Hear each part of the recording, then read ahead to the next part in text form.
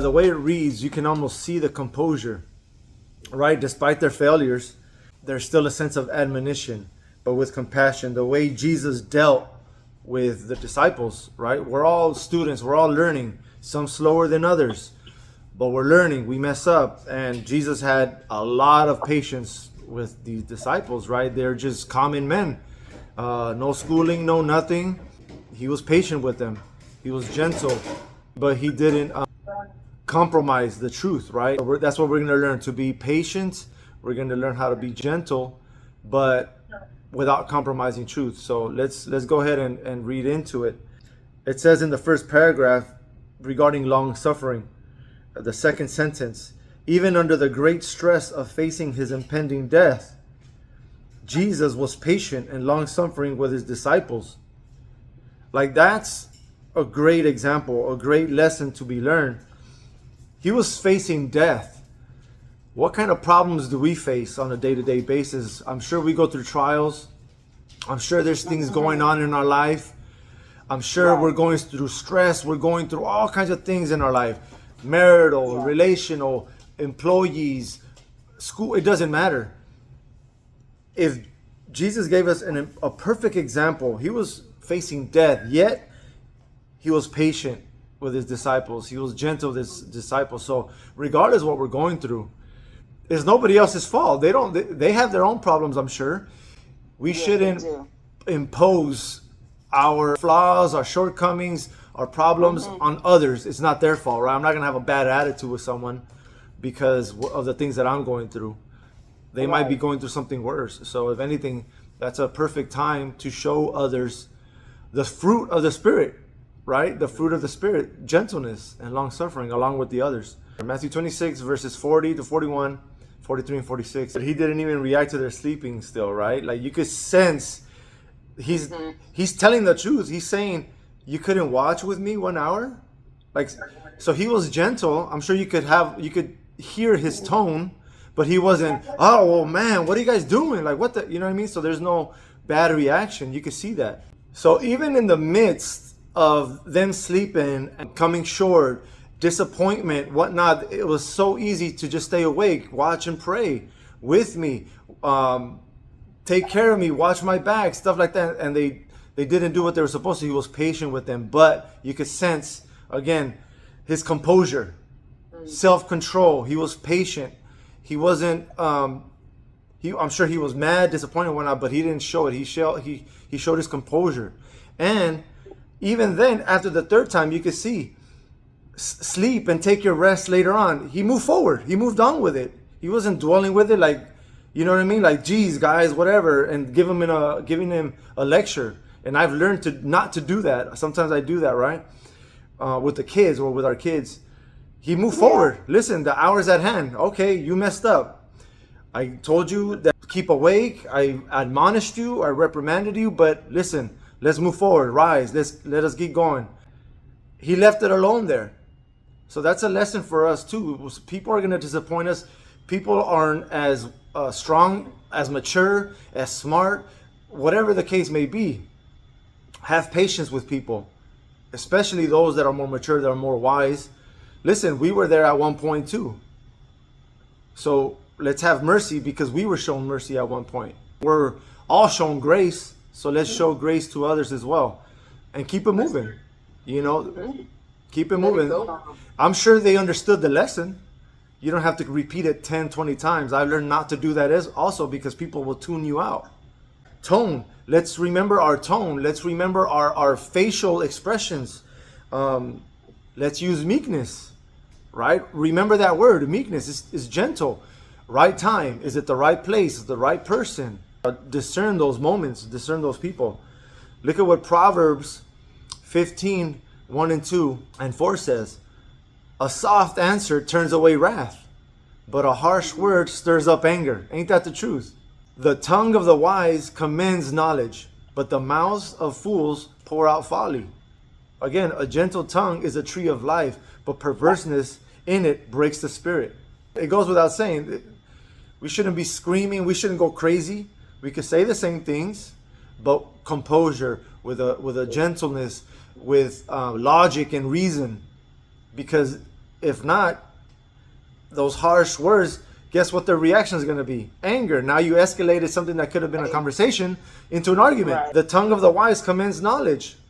Let's speak wisdom, right? But the mouths of fools pour out folly. You'll become the fool if you speak like a fool to a fool.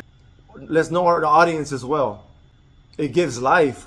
I forgot to put that, but in James it says the tongue is the smallest muscle, but it does the most damage. Sticks and stones may break my bones, but the words will never hurt me. No, they hurt. They impact people and they stick. So let's be careful what we say, how we say, and who we say them to. Is it worth it?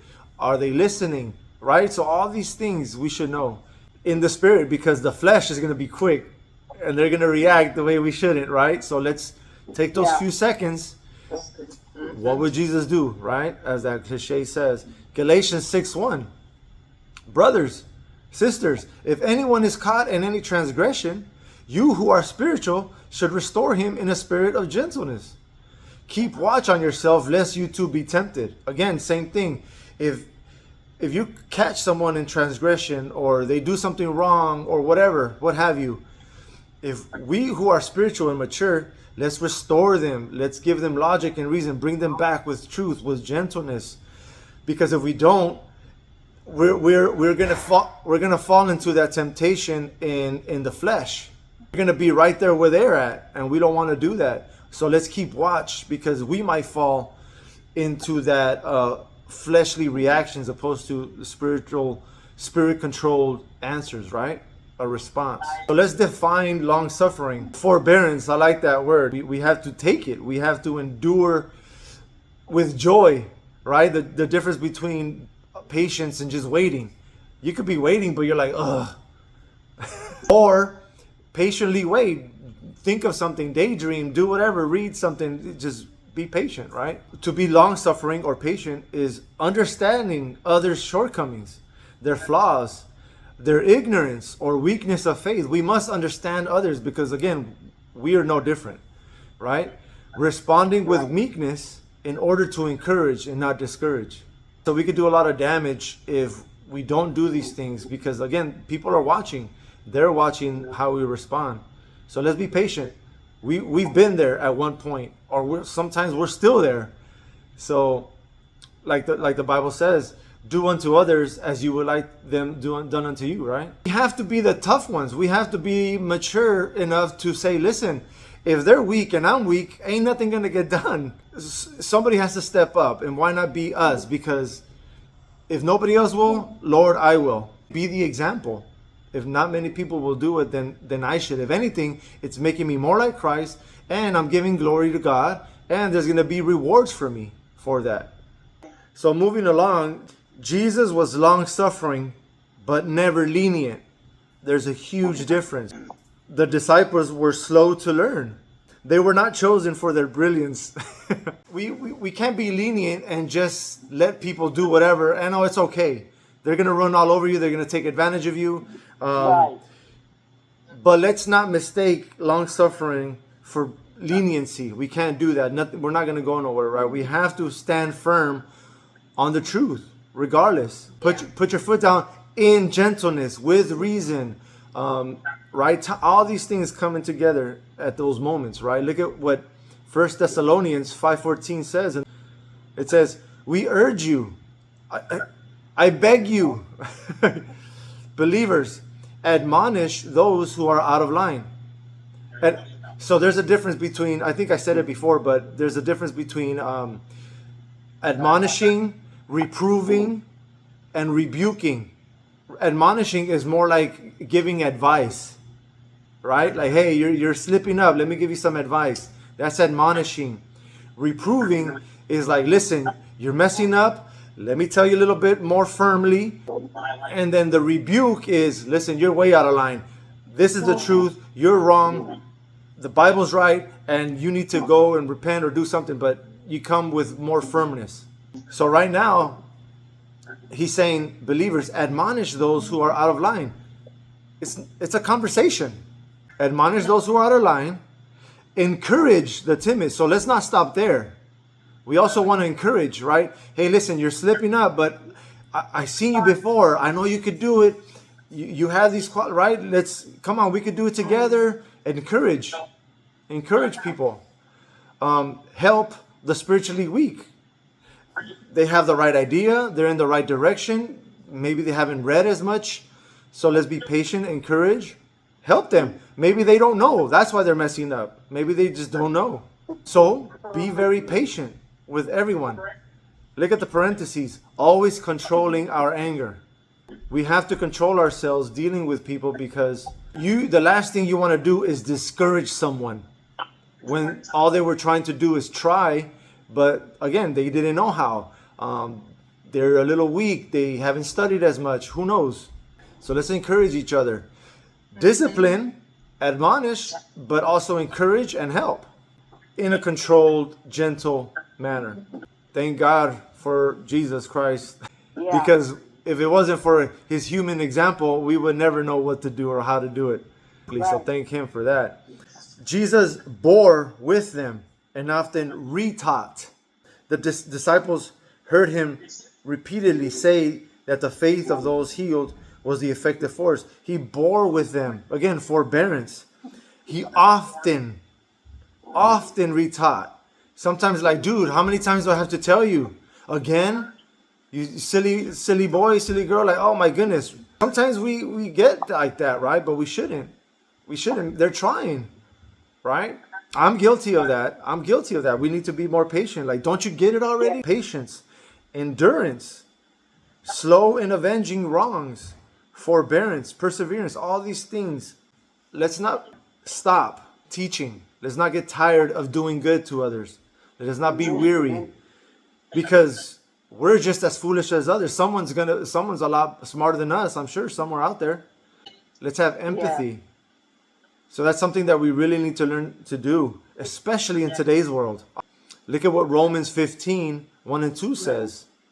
We who are strong have an obligation. We have an obligation to bear with the failings of the weak and not to please ourselves. Let each one of us make it a practice to please his neighbor for his good, to build him up spiritually. We're already built up. We're already mature. We're already practicing it, right? We're already strong in our faith. It's an obligation. It's our turn. It's our turn to teach others. It's our turn to lift them up, to build them up. It's not about us anymore.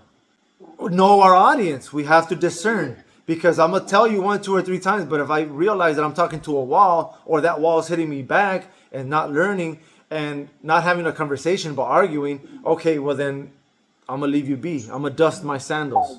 Now, if they decide to come back, I'm going to be with open arms, and we're going to be discerning again. I'm going to be cautious. We all should have mentors, and we all should be a mentor to someone. Let's keep that in mind. It's not about us. It's about them. Yet, in spite of their slowness, Jesus did not give up. He still taught. Even in the final week of his life, Jesus struggled to convey the importance and the nature of faith. The disciples were like, I'm the greatest. No, I'm the greatest. Jesus, who's the greatest? Like, dude, do you guys know I'm going to the cross? Like, I'm teaching you about humility. I'm washing your feet, and you guys are arguing? Like, what is going on? Even with the problems we face in life, even the things that is going on, and it's so stressful. Yeah. If a brother or sister or someone needs help, let's not put that on them. Let's put that aside and give them love, encouragement, a shoulder to cry on, what have you. Let's not give people our problems. Let's show them how to deal with them. Let's encourage them. Jesus did not give up. Let's not give up. I know it's discouraging. Sometimes we want to give up, but let's not. Let's keep going. He gives us the strength. Yeah, Romans 2:4. How can we not do that to someone else when he did it for us? And look at the good it did for us. Because he was patient with us, we were able to come to him, and now we are saved. He was forbearing with us, right? He's slow in anger. It took me 33 years to come to Christ. That's patience. Let Jesus teach us Because of his goodness and his patience, we were able to come to him. His repeated teaching on faith is a help to us. So let us do the same thing for others. Galatians 6:9-10. Here it is. Let us not grow weary or become discouraged in doing good. For at the proper time, we will reap if we do not give in. Again, we don't do it because we have to. We don't do it because we're going to get rewards. But we are. And maybe not in this life. But let's not stop doing good to others. Let's not give up, because we will reap what we sow eventually. Verse 10, so then, while we as individual believers have the opportunity, let us do good to all people. We have the opportunity. Today I woke up. Today is a brand new day. I have another opportunity to do good. I may have messed up yesterday. Not today. Here we go, right? Let's not be tired of doing good. Especially to those that don't deserve it. Yes, some people don't, and some people are a wall. So we just know who. But let's not get tired of doing good, especially those who don't deserve it. It continues on saying, not only being helpful, but also doing that which promotes their spiritual well-being, right? Obviously. And especially be a blessing to those of the household of faith, especially to our brothers and sisters in Christ. It speaks for itself. Again, and that calls for a denial of self. We need to die before we get off of our bed in the morning. We must die to ourselves. Lord, I die now. Before I even step out of this bed, I live through your Spirit, through your fruit. It is you living through me now. That's the only way we're able to do these things. So let us deny ourselves. I'm going to continue to say it, and I'll never stop saying it. We must die to ourselves and live through the Spirit. What is living through the Spirit? In obedience to the Bible. Reading the Word, right? Proverbs is basically our dad instructing us in life. There's 31 Proverbs. There's 31 days. One proverb for each day. There you go. You know what? I think that's a great way, like a simpler way for a person that's honestly wanting to start off or get into it, because sometimes it just feels overwhelming. Like, where do I start? Yeah. So that's a really good. Yeah, or especially that, or any book. But again, don't bite more than you can chew, because then it'll overwhelm you. Listen, if it's a verse and it really convicted you and the Lord is telling you something, stop. Meditate on it. Think about it all day. Go back to it. Think of, what does this word mean? Like, you're never going to waste your time. And if you don't understand it, what good is it? Even if it's a verse, make sure you understand it. Make sure you know it. That way you can live it. Rather you read 10 words than 10 pages if those 10 words are going to get you where you need to be, where the Lord's got to get you. You know what I mean? With the Bible, you'll never lose time. Moving along, let's go to gentleness. So this is the fifth fruit. The word in Galatians describes an attitude, and we went through this last time. Galatians speaks of an attitude or a disposition that is more than action. And I believe it starts in the attitude, obviously in the heart. It must become a character trait. It must be your attitude, the way your facial expression is, the way our tone is. It's our disposition, the way we carry ourselves. We must be gentle people, not weak, right? Not little sissies and no. What is gentle? Is strength under control. Let's walk that way. It doesn't mean that I'm weak. It means I'm strong, but I'm not going to do what I should do or what I could do. Exactly. I'm not going to hurt you. I'm going to have mercy, right? We give mercy. But it starts with an attitude. Again, walking firm, not just standing firm, but walking firm with our head high. Confidence. That's how we should conduct ourselves. Biblical gentleness is demonstrated in a sensitive balance that does not go too far, yet demonstrates the tender touch of God when it is really needed. So again, we have to discern. We must demonstrate with sensitive balance, right? Know our tone isn't necessary, because sometimes that tone is necessary to a certain person, to a certain personality, right? We shouldn't be unforgiving either. Know the time, know the place, know the reason. With those, again, there's differences of people. With those who need firmness, Jesus was uncompromising and firm. With the vulnerable, he dealt sympathetically. So please, all of us, let us know the difference. Who am I speaking with? This person I'm going to rebuke, like the Pharisees. He dealt with them firmly. He gave them rebukes and woes, and he called them hypocrites and vipers. That wasn't loving, but in a sense it was, because with these people I have to rebuke so they can see they're wrong, and maybe hopefully they'll come to Christ or come to an understanding. Or if this person is understanding, they're hurting, they're ignorant, they're flawed, what have you. Let me be gentle, let me sympathize, let me empathize. So again, let us know our audience, right? Let's look at 1 Samuel 24:11. It says, look, my father, indeed, see. Oh, and this is, okay. So this is David. I'm not sure how old he is, but he's not king yet. And he's running from King Saul. He hides in a cave with his men.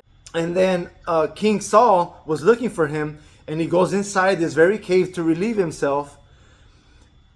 So he says, and then while he's there, he could have killed him. But that's God's anointed. He could have killed him. He could have used force. But he just cut a piece of robe off of him. Right? And he says, look, my father. David is talking to King Saul. Look, my father, indeed, see the hem of your robe in my hand? Since I cut off the hem of your robe and did not kill you, know and understand without question that there is no evil or treason in my hands. I have not sinned against you, though you are lying in wait to take my life. There's so much damage that we can do. There's so many things that we can do. But there is no evil or treason in my hands. I'm not going to give you a reason to hate me. I'm not going to give others a reason to point a finger, or God. I'm not going to sin against God. I'm not going to sin against you. I'm going to live a life above reproach, without shame. Let's be gentle. Let's be reasonable. I have not sinned against you. Even though you are sinning against me, even though you're even trying to take my life, I won't. The Bible also says vengeance is for the Lord. I'm not going to be an idiot and be there and stand there and get hit or be killed. I'm going to defend myself or run away, but I'm not going to avenge myself. If anything, I'm going to love my enemies, right? So that's just a good example. Another example is Matthew 26:53. This is Jesus speaking on, attack them, kill them, do what you have to do to these people. Jesus says, do you think that I cannot appeal to my Father and he will immediately provide me with more than 12 legions of angels? He could have easily commanded the angels and slaughtered these people, but he didn't. He says, don't you think I can do that? Don't you think I could do all these things? But I don't, right? Now, he's not telling the people. He's telling the people he's having a conversation with. So let's not tell the people that. But it's an example. Dude, I could easily overpower you. I could easily say a lot of things. But let me hold that in and show you compassion. Let's demonstrate it, right? Let's not proclaim it. Let's demonstrate it. Another example, Ephesians 4:26.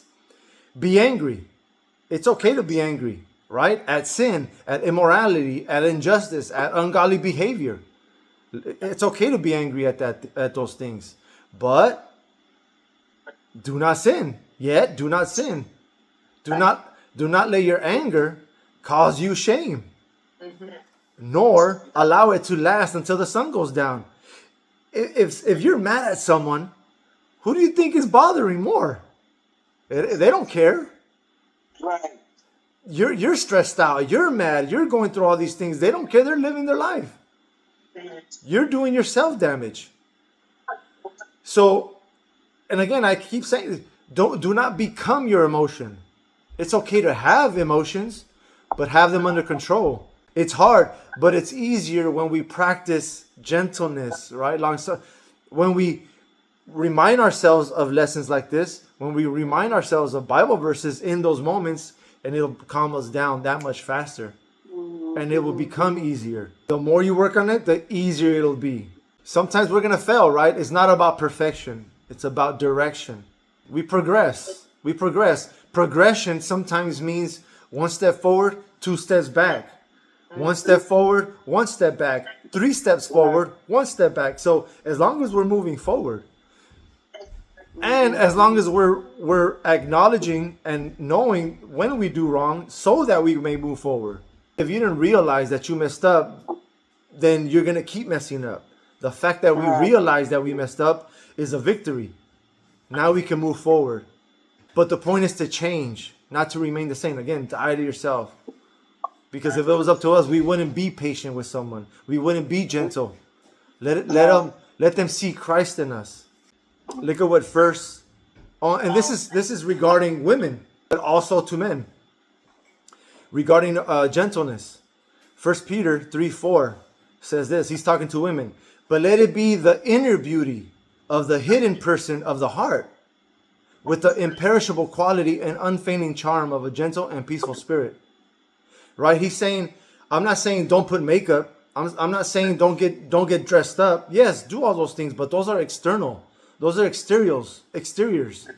Because you could be pretty and makeup and all these things, but have a horrible attitude and have peace, not be gentle. He says, let the inner beauty of the heart, the hidden person of the heart, be imperishable quality. We're all going to get old. We're all going to get ugly. You could put makeup all you want. You still have those wrinkles. That's going to be perishable. But the beauty of the heart, that's imperishable quality and unfading charm of a gentle and peaceful spirit. One that is calm and self-control, not over anxious, but serene and spiritually mature, which is very precious in the sight of God. Right? So that goes for both of us, but he's talking for the women here. Right? Yes, do all that stuff, great. But this is the most important thing, is the heart, the beauty of the heart. You could be a 10, right? You could be a model, you could be all these things, but if you have a horrible attitude, if you have, that's unattractive, right? But that one on the corner, that nobody looks at, but her heart is beautiful and loving, man, that's the person that's beautiful, right? A commentary from that. Real beauty comes from the hidden person of the heart. It isn't something you wear or print before a mirror to have. It is something you are. That's awesome. Beauty is not something you put on. Beauty is something you are. From within, yeah. It's from within. Put your makeup on, but that's not you. You're not beautiful once you put your makeup on. You're beautiful already. Same thing with us, with the tuxedo or whatever it is, right? Peter was describing the character of true beauty, a gentle and quiet spirit. These character traits are not promoted for women by our culture. Look around. They're not promoted in our culture, right? You got, I don't even want to say those words. Right now. The very opposite. Let's get the characters, godly characters, the traits, godly traits. That's very precious to God. Our culture, let's not follow the culture. Let's not follow the trends. Let's be beautiful inside. Let's define gentleness. I think it's important to note the opposites. The opposites, obviously, of patience is impatient, edgy, crabby, always nagging. You're impetuous. You're restless. You're quick to avenge. You're quick to anger. That's opposite. Let's not be that. Because you push others away. You push others away of that. Let's not be the opposite of patient. Mm-hmm. Let's also not pervert it. Let's not be lenient or permissive. Let's not be walked all over. Let's not do that. So what is gentleness? Gentleness is strength under control. The ability, here it is, the ability to stay calm and deal with others reasonably while discerning the situation or person.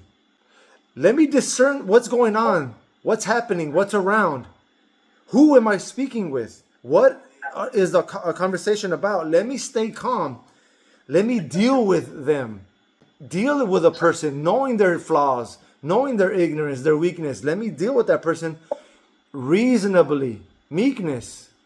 Knowing how, with what tone, when, where, who. Having strength under control. Be the peacemaker. Blessed are the meek, for they shall see life. Yes, we're going to see eternity, But life, as in this life right now, if you're not meek, you're going to have a horrible life. Let us be meek. Blessed are the meek. They shall see life. Blessed are the peacemakers. Blessed are the pure in heart. Blessed are the long suffering. Blessed are those that follow Christ and have the mind of Christ to instruct them. Let us do that. Let us be that. Let us be Christ-like. Let us have the mind of Christ when we live this life. We all learn in our own pace, but it'll benefit us if we learn a little bit faster. And that is all a individual choice. The more you read, the more you know, the more you are guided with, the less you'll mess up. And that's up to you, right? 10 words, 10 pages, it doesn't matter. One verse, as long as we're progressing. You will know them by their fruit, right? Show them what real Christianity is. It's an imperfect person being guided and dependent and submissive to a perfect God.